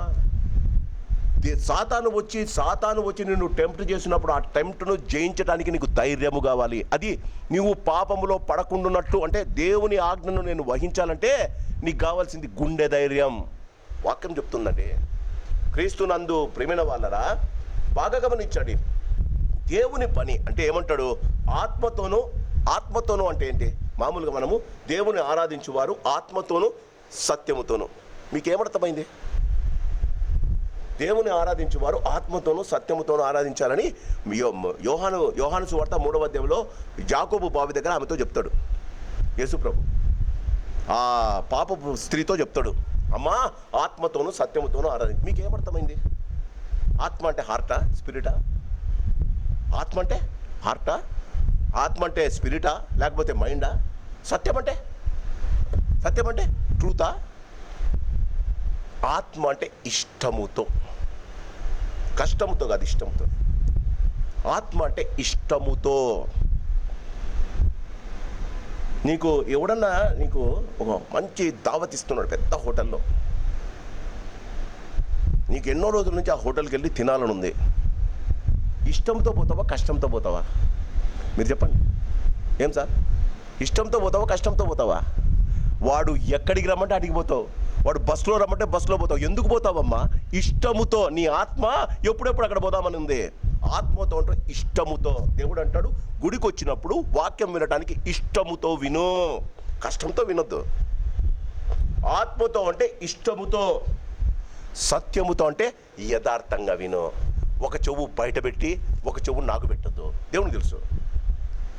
ఒక చెవు ఆ మైండ్ ఏమో రేపటి గురించి ఆలోచిస్తుంది, కూర్చొని నన్నే చూస్తుంటావు. వాక్యం యథార్థంగా కాదు అది. ఆత్మతో అంటే ఇష్టముతో, సత్యముతో అంటే యథార్థంగా. 2 చెవులు. అదే మనుషులు దురద చెవు గలవారు. వారు నా వాక్యాన్ని ఎద్దు తన దొడ్డిని తెలుసుకొను, ఆవు తన కామందుని తెలుసుకొని, నా ప్రజలకు బుద్ధి లేదు అంటాడు యెషయాలో. వారు దురద చెవులు కలిగిన వారు, వాక్యం వినడానికి వారు ఇష్టపడరు. క్రీస్తునందు ప్రేమైన వాళ్ళరా, కుమారుడైన సొలొమోనుకు వార్నింగ్ ఇస్తున్నాడు. నీవు ఇష్టముతో, నీవు యథార్థంగా సేవ చేయాలి. ఈ దినం నుంచి మీ జీవితంలో గమనించండి. ఆత్మతో సత్యముతో అంటే ఇది మీనింగ్. ఎవడో ఫోర్స్ చేస్తే చర్చికి రావడం, ఇష్టం లేకపోతే రావద్దండి, ఉపయోగం లేదు. కష్టంతో రావద్దండి గుడికి. ఇష్టముతో రండి, ఇష్టముతో వినండి, ఇష్టముతో దేవుని వాక్యం వినండి. క్రీస్తునందు ప్రేమైన వాళ్ళరా, ఇక్కడ చూడండి, నీవు ఆలయమును కట్టించాలి. ఆలయాలు ఎందుకండి? దేవుడు అంటాడు, నేను పడతాను ఆలయములో. బాగా వినండి, ఆలయాలు ఎందుకు? ఇక్కడ ఆలయము కట్టించు అని అన్నాడు. నా కామెంటరీలో ఆయన అంటాడు, ఆలయము ఎందుకు? దేవునికి నివాసమా? దేవుడు ఉంటాడా? ఇక్కడ దేవుడు ఉన్నాడమ్మా? ఉన్నాడా? దేవుడు ఉన్నాడా? ఇక్కడ దేవుడు అంటే నా ఇంట్లో లేడా? నా ఇంట్లో ఉండాలి కదా. నువ్వెక్కడుంటే అక్కడ దేవుని సన్నిధి ఉండాలి కదా. బాగా గమనించండి. దేవుని సన్నిధిలో దేవుడు ఉండాలంటే దేవుని బిడ్డలు అక్కడ ఉండాలి. దేవుడు నీకన్నా ముందు ఉండడు. దేవుని నీవు ఇంటిలో నుంచి మోసుకొని వస్తావు గుడికి. అర్థమవుతుందా? ఇది దేవుని నివాసము ఎప్పుడవుతుంది? దేవుని బిడ్డలు, ఇది ఎప్పుడు దేవుని నివాసం అవుతుంది? దేవుని బిడ్డలు దేవుణ్ణి మోసుకొని లోపల, ఇష్టముతో దేవుణ్ణి మోసుకొని వచ్చినప్పుడు. దేవుని బిడ్డలు లోపలికి కష్టముతోనే గొనుక్కుంటూ లోపలికి వస్తే దేవుడు ఉంటాడా తల్లి? క్రీస్తునందు ప్రియమైన వాళ్ళరా, ఆలయము, భూమి మీద ఆలయము ఎందుకు? క్రీస్తునందు ప్రియమైన వాళ్ళని మీరు గమనించాలి. దేవుడు వారిని మొదటిది, దేవుడు మనుషులను ఆశీర్వదించాలని ఇష్టపడతాడు. ఆదికాండం 1వ అధ్యాయం 2వ అధ్యాయంలో దేవుడు ఆదితో నేను ఆశీర్వదిస్తున్నాను, నువ్వు ఫలించి అభివృద్ధి పొంది భూమిని నింపు అన్నాను. అది ఆశీర్వాదం. ఈ ఆశీర్వాదము కావాలి అంటే మీ జీవితాల్లో మీరు గమనించాలి. ఈ ఆశీర్వాదం నీకు కావాలి అంటే క్రీస్తునందు ప్రియమైన వాళ్ళరా, దేవుణ్ణి నీవు మోసుకొని వస్తే ఆయన నీతో మాట్లాడతాడట. Each one has to carry his own cross and come. అది క్రాస్ ఇస్ జీసస్ క్రైస్ట్. నీవు నీ దేవుణ్ణి మోసుకొని వస్తే ఆ దేవుడు నీతో మాట్లాడతాడు. నీవు దేవుణ్ణి ఇష్టంగా మోసుకొని రాకపోతే మీరు చెప్పండి. ఈరోజు పాస్టర్ గారు నాకు ఏం కరెక్ట్ వాక్యం చెప్పలేదండి, ఈరోజు పాస్టర్ గారు ఏదేదో మాట్లాడండి. ఎందుకో తెలుసా? నువ్వు కష్టంగా వింటున్నావు, నువ్వు ఇష్టంగా నీ దేవుణ్ణి మోసుకొని రాలేదు. గమనించండి, గాడ్ ఈజ్ నాట్ దేర్ ఎక్కడో పరలోకంలో ఎక్కడో చర్చిలో లేడండి. దేవుణ్ణి నీవు మోసుకొని వస్తావు. నీవు మోసుకొని వచ్చిన దేవుడే నీతో మాట్లాడతాడు. ఇది మీరు గమనించాలి. ఆయన ఆలయములో ఆయన నివసించడానికి నీవు ఆయనతో, బయట లోకములో నీవు ఆయనతో జీవించి ఉంటే, ఇంటిలో నీవు ఆయనతో జీవించి ఉంటే, ఇంటిలో నీవు ఆయనతో సహవాసము చేసి ఉంటే, ఇంటిలో ఆయన చెప్పిన ప్రతి పనిని నీవు చేసి ఉంటే, ఇంటిలో కానీ బయట కానీ నిలబడిన చోటంతా దేవుని నువ్వు ఘనపరిచి ఉంటే, ఆయన నివాస స్థానమైన ఆలయమునకు ఆయన నీతో పాటే వస్తాడు. యేసుప్రభునకు ఒక మాట, ఒక పేరుంది తెలుసా? ఆయన సంగముల ముద్ద సంచరించు దేవుడు. సంగముల ముద్ద సంచరించే దేవుడు ఎందుకైతాడు? కూర్చున్నప్పటి నుంచి తెచ్చినావు, నువ్వు లోపలికి తెచ్చినావు దేవుణ్ణి. కూర్చున్నప్పటి నుంచి నువ్వు దేవుని వాక్యం వినకుండా దేనో ఆలోచిస్తున్నావు, సెల్ ఫోన్ చూసుకుంటున్నావు, పిలిచినప్పుడు అంత పైకి పోయి మాట్లాడుతున్నావు. ఆలోచించండి. మళ్ళా అంటారు దేవుడు నన్ను ఆశీర్వదించలే. ఆలోచించండి, ఇది ఎప్పుడు దేవుని మందిరం అవుతుంది? దేవుని ప్రజలు ఇక్కడ ఉన్నప్పుడు. ఎందుకు ఎవరు దేవుని ప్రజలు? దేవుని మోసేవారు. ఎవడైనను నన్ను వెంబడించిన ఎడల తన్ను తాను ఉపేక్షించుకొని తన సిలువను మోసుకొని నన్ను వెంబడించాలి. తన సిలువ అంటే యేసు ప్రభువును మోసుకొని మనం దేవుని మందిరానికి వస్తే ఇది దేవుని మందిరం అవుతుంది. లేకపోతే ఇది హాల్ అండి, ఇది హాల్. వచ్చిన వాళ్ళు వాళ్ళ సిలువను మోసుకొని లోపలికి యేసు ప్రభువును మోసుకొని వస్తే ఇది దేవుని మందిరం అవుతుంది. అప్పుడు దేవునితో మాట్లాడతాడు. ఇంకోసారి చెప్తున్నా, ఆత్మతో సత్యముతో అంటే, ఆత్మతో అంటే ఇష్టముతో, సత్యముతో అంటే యథార్థంగా. ఈడ కూర్చొని పక్కనోని కూర్చొని వాని గురించి ఆలోచించి నీ హృదయంలో చేస్తుంటే ఒక్క మాట నీకు సహాయకరంగా ఉండదండి. మన జీవితాల్లో ఇది మనం నేర్చుకోవాలి. క్రీస్తునందు ప్రియమైన వాళ్ళరా, ఒక్కసారి చూడండి 9వ వచనం. ఇశ్రాయేలందరూ చూచుచుండగను మన దేవుడు ఆలకించుచుండగను నేను మిమ్మను హెచ్చరిక చేయుచున్నాను. దేవుని వాక్యం బాగా గమనించండి. దేవుని వాక్యం మొదట నీకు అదే చెప్పా కదా, ది వర్డ్ ఆఫ్ గాడ్ ఏమని చెప్పినా first it corrects you. If you are ready to be corrected then it protects you. 91వ కీర్తన నీకు అతడు నన్ను ప్రేమించుచున్నాడు కనుక అవుతుంది. మహోన్నతుని చాటలో నివసించడం అవుతుంది. మొదట god's word should correct you. మనము కరెక్షన్కు ఒప్పుకోమండి. మనము వీఆర్ అబౌవ్ లా కదా. మనము దేవుని వాక్యం కన్నా చాలా పెద్దవాళ్ళం. మన కరెక్షన్ వద్దు. God's word first will correct you, then it protects you. పిల్లలు నువ్వేమో దేవుని మాటను వినవు, దేవుని మాటను చదవు, పిల్లలు పోయేటప్పుడు ప్రార్థన చేసి పంపిస్తావు. ప్రొటెక్షన్ అక్కడ దొరుకుతుందమ్మా. మొదట నీవు కరెక్ట్ కావాలి. నీ పాపాన్ని వదులుకునే వాక్యాన్ని నువ్వు వినాలి, దాని ప్రకారంగా జీవించాలి. దాని తర్వాత ప్రొటెక్షన్ వస్తుంది. నువ్వు ఎంతన్నా ప్రార్థన చేయి. పిల్లలు పడతారు, మోకాళ్ళు ఇరుగుతాయి, మళ్ళీ ఏడ్చుకుంటాం, దేవుడు ఏమి నా కొడుకుని ప్రొటెక్షన్ చేయలే, దేవుడు ఎందుకు నాకు ఇట్లా చేసే. ఆలోచించండి. ఫస్ట్ కరెక్షన్, దెన్ ప్రొటెక్షన్, దాని తర్వాత డైరెక్షన్. మనకు ఫస్ట్ డైరెక్షన్ కావాలా. ఏమన్నావు ప్రభా 119:5లో నీ వాక్యము నా పాదాలకి నేను పోతున్నా, నాకు కరెక్షన్ కాదు, బయట పని కొట్టుకుంటావు. ఎందుకు కాదండి? నీకు కరెక్షన్ లేదు, ప్రొటెక్షన్ లేదు. మీరు సరైన రీతిగా వాక్యాన్ని అర్థం చేసుకోవాలి. చర్చికి వచ్చిన వాళ్ళందరూ నేను ఆత్మతో సత్యముతో చేస్తున్నానంటే అబద్ధం. వచ్చేటప్పుడు చెప్పా కదా, వచ్చేటప్పుడు నీవు సంతోషంగా రావాలి, ఇష్టంతో రావాలి. 95% of the members in the చర్చిలోనికి కష్టంతోనే వస్తున్నారండి. కష్టంతో వస్తున్నారు.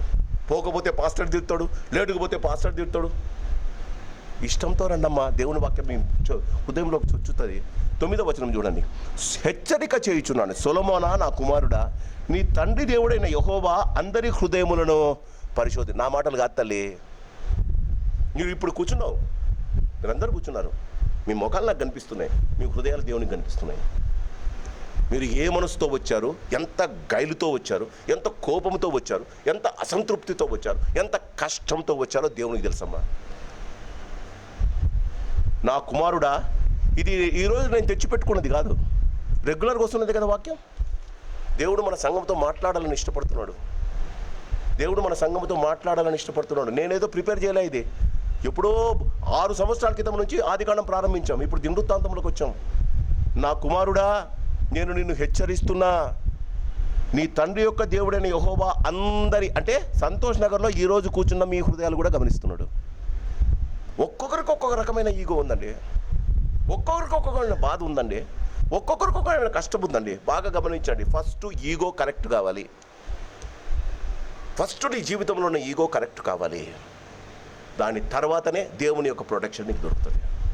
ఆయన చూడండి, ఆయన హృదయములను పరిశోధించి వాడను. నెక్స్ట్ ఆలోచనలన్నిటినీ, సంకల్పములన్నిటినీ. ఇప్పుడు నువ్వు ఏం ఆలోచిస్తున్నావు దేవునికి తెలుసు అంట. తల్లి అడుగుతున్నా దేవుణ్ణి, ఒక్కొక్కరి ఆలోచన ఏముందో అడుగుతున్నా దేవుని. నీ ఆలోచన ఇక్కడ కూర్చొని నువ్వు ఏం ఆలోచిస్తున్నావు దేవునికి తెలుసు అంట.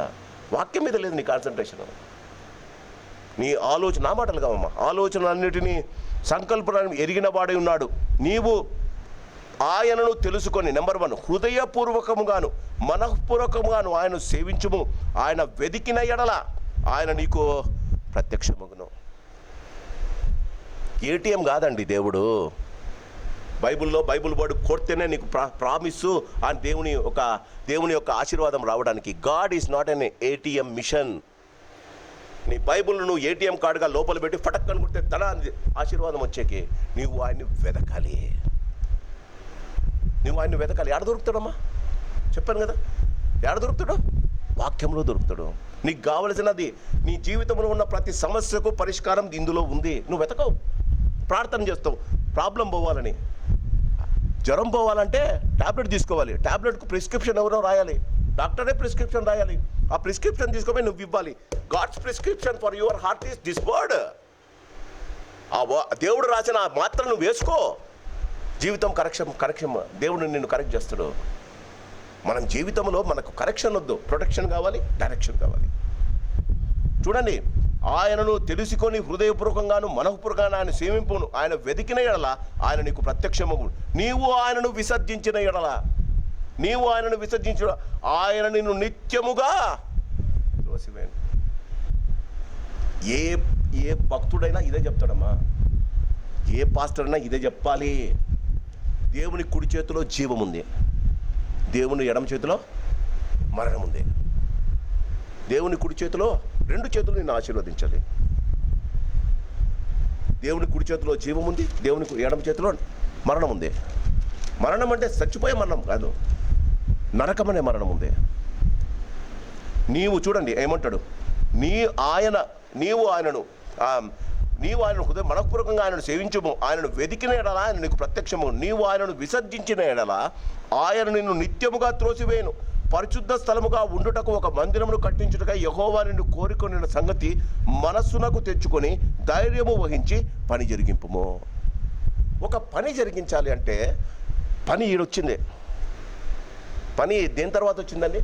కట్టడలను హృదయపూర్వకంగా అంగీకరించి నీ ఆలోచన సరి చేసుకొని నీవు మంచి మనసుతో ఇష్టంగా దేవుని కార్యాలు చేయడానికి, దేవుని వాక్యం వినడానికి నువ్వు ఇష్టపడితే దాని తర్వాత పని, దేవుని పని. మనకు కష్టము కాకూడదు, మనము ఇష్టంగా రాము, దేవుని పని అయితే కావాలి. ఎవరికండి మెప్పు? ఎవరికి మెప్పు సార్? క్రీస్తునందు ప్రియమైన ఇంతగా చెప్పినా, వాళ్ళ నాన్న ఇంత క్లియర్గా చెప్పినా సొలొమోను చెప్పాడు. మనం ఇన్నిసార్లు వాక్యం వింటున్నా మనకి ఇష్టం లేకపోయినప్పుడు దేవుడు మన జీవితాలను ఎలా ఆశీర్వదిస్తాడు మీరే చెప్పండి. క్రీస్తునందు ప్రియమైన వాళ్ళ గమనించండి. అప్పుడు 11వ వచనం, దావీదు మంటపమునకును మందిర కట్టడమునకును బొక్కసపు శాలలకును మేడ గదులకును లోపలి గదులకును కరుణాపీఠము గదికిని యెహోవా మందిరపు ఆవరణమునకును వాటి చుట్టూనున్న గదులకును దేవుని మందిరపు బొక్కసమునకును ప్రతిష్ఠిత వస్తువుల బొక్కసమునకును తాను ఏర్పాటు చేసి సిద్ధపరిచిన మచ్చుకలను తన కుమారుడైన సొలొమోనునకు మచ్చుకలు అంటే ఏంటంటే బ్లూ ప్రింట్. ఎవడు చూపించినాడండి? నీకు చూపించిన 19వ వచనం, ఒకసారి 19కి రండి. ఇవన్నీ అప్పగించిన యెహోవా హస్తము నా మీదికి వచ్చి ఈ మచ్చుల పని అంతయు వ్రాతమూలకముగా నాకు. ఎన్ని రోజులు నేర్చుకొని ఉండొచ్చు అండి ముసలోడు? 85 సంవత్సరాలు. ఎన్ని రోజులు నేర్చుకొని ఉండొచ్చు? మందిరము కట్టడానికి బ్లూ ప్రింట్ దేవుడు ఇచ్చినాడు. ఎవడు చేశాడండి? మీరు ఎప్పుడన్నా అడిగితే సొలొమోను దానికి బ్లూ ప్రింట్ ఎవడిచ్చాడు?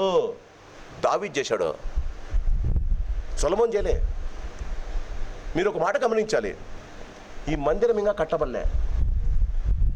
మందిరం కట్టబడకముందే మందిరంలో సర్వీస్ ఎవరు చేయాలి, సాంగ్స్ ఎవరు పాడాలి, బలి ఎవరు జరిపించాలి, గొర్రెను ఎవరు కోయాలి, రక్తం ఎవరు తీసుకుపోవాలి, ఈయన నిర్ణయిస్తున్నాడండి. అది ఆధిక్యత. ఇంకా మందిరం కట్టబడలే. దావీదు చచ్చిపోయిన 20 సంవత్సరాలకు మందిరం కట్టబడుతుంది. కట్టబడని మందిరం కొరకు ఇంత ఆతృతనా? అది ఇష్టం అంటే. కళ్ళ ముందు కనిపిస్తున్న దాని గురించి మనం పట్టించుకోము. నాకు వద్దంటాం, నాకు ఈ రెస్పాన్సిబిలిటీ వద్దని. క్రీస్తునందు ప్రియమైన వాళ్ళరా గమనించండి, ఆయన నమూనా క్రీస్తునందు ప్రియమైన వాళ్ళరా. ఒక్కసారి నాతో పాటి మోషే దేవుని ఇల్లంతటిలో నమ్మకమైన వాడు కదా. ముగ్గురేనండి, ముగ్గురు గురించి వాక్యం చెప్తుంది. విశ్వాసమును బట్టి అబ్రహాము దేవుని నమ్మెను అని అతనికి నీతిగా ఎంచబడెను, దేవుని స్నేహితుడని అతడు పిలువబడను. నెంబర్ 1 గమనించండి, అబ్రహాము దేవుని నమ్మెను, అది అతనికి నీతిగా, హెబ్రీయుల గ్రంథంలో ఉంది. అబ్రహాము దేవుని నమ్మెను, అది అతనిగా నీతిగా ఎంచబడెను, అబ్రహాము దేవుని స్నేహితుడు అనబడెను. మోషే ఇల్లంతటిలో నమ్మకమైన వాడు, ఇల్లంతటిలో నమ్మకమైన వాడని దేవుడు చెప్పాడు. నా భూమి మీద ఉన్న వారందరిలో సాత్వికుడు, ఇల్లంతటిలో నమ్మకమైన వాడు. 3వ వాడు దేవుని చిత్తానుసారంగా దేవుని హృదయానుసారుడైన దావీదు. ఏం చేశారండి వీళ్ళు? మనం ఎందుకు కాలేకపోతున్నాం మిత్రులుగా? 100 సంవత్సరాలకు కుమారునిచ్చాడు. కుమారునికి 18 ఏళ్ళు వచ్చాయి. చంపేయడానికి ఒక్కసారి నాతో పాటు 22 ఆదికాండం 22. ఎందుకు దేవునికి స్నేహితుడయ్యాడు? ఎందుకు స్నేహితుడయ్యాడు? 22వ అధ్యాయం ఆదికాండం 22 12వ వచనం. ఈ చిన్నవాని మీద చెయ్యి వేయకము, అతనిని ఏమీ చేయకము. నీకు ఒక్కడై ఉన్న నీ కుమారుని నాకియ్య వెను తీయలేదు గనుక ఏమంటమా, నీవు దేవునికి భయపడువానమని ఇందువలన నాకు కనబడుచున్నదే. నెంబర్ 1, నీవు దేవునికి భయపడతావా, లోకానికి భయపడతావా? అది ఫస్ట్. వాక్యం కాదు, వాక్యము నీకు నేర్పించేది దేవునికి భయపడ్డాం. ఆయన నీతిగా ఎంచబడింది, దేవునికి స్నేహితుడు అని పిలువబడ్డాడు. 2వది, క్రీస్తునందు ప్రియమైన వాళ్ళారా. నిర్గమాకాండం 25వ అధ్యాయం, నిర్గమాకాండం 25వ అధ్యాయం, నిర్గమాకాండం 25వ అధ్యాయము 9వ వచనం, 8-9. నేను వారిలో నివసించున్నట్లు వారు నాకు పరిశుద్ధ స్థలమును నిర్మింపవలను. నేను నీకు కనపరచు విధముగా మందిరము యొక్క ఆ రూపమును, దాని ఉపకరణములన్నిటినీ రూపమును నిర్మించవలను. ఓకే, 9వ వచనం. 43వ వచనం, 40వ వచనం చివరి మాట, 40వ వచనం. కొండ మీద నీకు కనపరచబడిన వాటి రూపము చొప్పున వాటిని చేయుటకు జాగ్రత్త. 2వసారి చెప్పినాడు దేవుడు. బైబిల్లో ఉంది, దేవుడు సెలవిచ్చిన ప్రతి మాట మోషే చేశాడు. మనం ఒక్క మాట క్రీస్తునందు ప్రియమైన వాళ్ళరా జాగ్రత్త పడదాం. మొదటిది, దేవునికి స్నేహితుడయ్యాడు. ఎందుకంటే దేవునికి భయపడ్డాడు. ఎందుకో తెలుసా? కుమారుని దేవునికి ఇష్టపడ్డాడు. కుమారుని చంపి దేవునికి బలి ఇవ్వడానికి ఇష్టపడ్డాడు. మనం పర్సు తేయడానికి, పర్సు ఓపెన్ చేయడానికి కూడా ఇష్టపడం, కష్టంగా ఓపెన్ చేస్తాం. కుమారుని దేవునికి ఇవ్వడానికి ఇష్టపడ్డాడు, అందుకే స్నేహితుడయ్యాడు. 2వ వాడు పని చేయడానికి, చూపించిన దాన్ని నమూనా ప్రకారంగా చేయడానికి ఇష్టపడ్డాడు. 3వ వాడు కట్టించడానికి దేవుడు ఒప్పుకోలే, కానీ నమూనా అయితే చేయించాడు. నేను కట్టించిన దానికి నేను ఎందుకు కష్టపడాలండి చెప్పండి సార్? నేను కట్టించిన దానికి మీరు రేపు పెద్ద గుడి కట్టించుకుందాం అనుకుందాం, శిలాపలకం వేరే వాడిని పేరేస్తే మీరు ఉంటారా సార్? ఆ వేసిన ఆ పలక ఓడేస్తాం కదా, ఓపెన్డ్ బై, కన్స్ట్రక్టెడ్ బై నేస్తామా? మీ పేరు కాకుండా వేరే వాడిని పేరేస్తే మీరు బతికినిస్తారా సార్? కట్టని దానికోసం ఎందుకు సార్ ప్రాకులాట? అందుకే హృదయానుసారుడయ్యాడు. మనము మన పేరు కోసం ప్రాకులాడుకుంటాం. క్రీస్తునందు ప్రియమైన వాళ్ళరా, దేవుడు చూడండి, ఈ 19వ వచనానికి రండి. ఇప్పుడు మొదటి దినవృత్తాంతముల గ్రంథం, సమయం అయిపోయింది. మొదటి దినవృత్తాంతముల గ్రంథం 19వ అధ్యాయం 28వ అధ్యాయం 28వ అధ్యాయము 19వ వచనం. ఇవన్నీ అప్పగించి, అంటే నమూనాలు, బ్లూ ప్రింట్లంతా అప్పగించి, యెహోవా హస్తము నా మీదికి వచ్చి ఈ మచ్చుల పని అంతయు వ్రాతమూలకంగా నాకు నేర్పెను అని సొలొమోనునకు చెప్పెను. ఈయన 85-90 సంవత్సరాల రాజు, చచ్చిపోయేదానికి నెక్స్ట్ దీనిలో మరణకాలం సమీపిస్తుంది. నెక్స్ట్ చాప్టర్లోనే దేవుడు 80-90 సంవత్సరాల్లో దేవుని మాటలు నేర్చుకోవడానికి ఇష్టపడ్డాడు. కష్టంగా కాదు, ఇష్టంగా నేర్చుకున్నాడు. దేవుని పనులు అంటే అంత జాగ్రత్త వహించాడు. నన్ను క్షమించండి, మన జీవితంలో దేవుని పట్ల జాగ్రత్త లేకపోతే దేవుడు నీ కుటుంబాన్ని జాగ్రత్త తీసుకోడు. దేవుని సన్నిధానికి నువ్వు ఇష్టంగా రాకపోతే దేవుడు నీ ఇంట్లో కష్టాన్ని కలగజేస్తాడు. నన్ను క్షమించండి, ఇది నా మాటలు కాదు. క్రీస్తునందు ప్రియమైన వాళ్ళ టైంపాస్కో పాస్టర్ గారు ఏమనుకుంటారంటే మీరు గుడికి రాకండి, ఎందుకంటే మాటలు చాలా కఠినంగా ఉంటాయి. దేవుని మాటలు కరెక్టింగ్, ఫస్ట్ దేవుని మాటలు కరెక్షనే, కరెక్షన్ తర్వాతనే ప్రొటెక్షను. నువ్వు ఇంటికి చేరాలంటే ప్రొటెక్షన్ కావాలి నీకు, నువ్వు కరెక్ట్ చేయబడాలిగా. క్రీస్తునందు ప్రియమైన వాళ్ళరా, క్రీస్తునందు ప్రియమైన వాళ్ళరా, 20వ వచనం, మరియు దావీదు తన కుమారుడైన సొలొమోనుతో చెప్పినదేమనగా, నీవు బలము పొంది ధైర్యము తెచ్చుకొని ఈ పని పూనుకొనుము. Nothing he knows. Young boy సొలొమోను, యంగ్ బాయ్. వాళ్ళ అన్నోళ్ళు ఉన్నారు, వాళ్ళ అన్నోళ్ళకు దేవుడు కోరుకోలే, సొలొమోను కోరుకున్నాడు. యంగ్ బాయ్, టీనేజరు ఇంత పని దేవుడు ఆయన చేతిలో పెడుతున్నాడు. వాళ్ళ ఆయన ఏ రాజుకు, మీరు బైబిల్లో చదవండి, ఏ రాజు ఇంకా రాజు కాకముందు ఇంత పని అప్పగింపబడలే సొలొమోనుకు. సొలొమోను టీనేజర్కు దేవుడు వాళ్ళ నాన్న ఇంత మచ్చుకలు అంటే బ్లూ ప్రింట్ ఇచ్చి ఇట్లా కట్టాలి అంటున్నాడు మందిరం. దానికి బంగారం గింగారం అంతా నెక్స్ట్ చాప్టర్లో ఉంది, నేను కష్టపడి చేసినాను అంటాడు. ఏమంటాడు ఒక్కసారి మీరు గమనించండి. నీవు బలము పొంది ధైర్యము తెచ్చుకొని ఈ పని పూనుకొనుము. నీవు బలము పొంది, దేనివల్ల? తిండి వల్ల కాదు, వాక్యం వల్ల.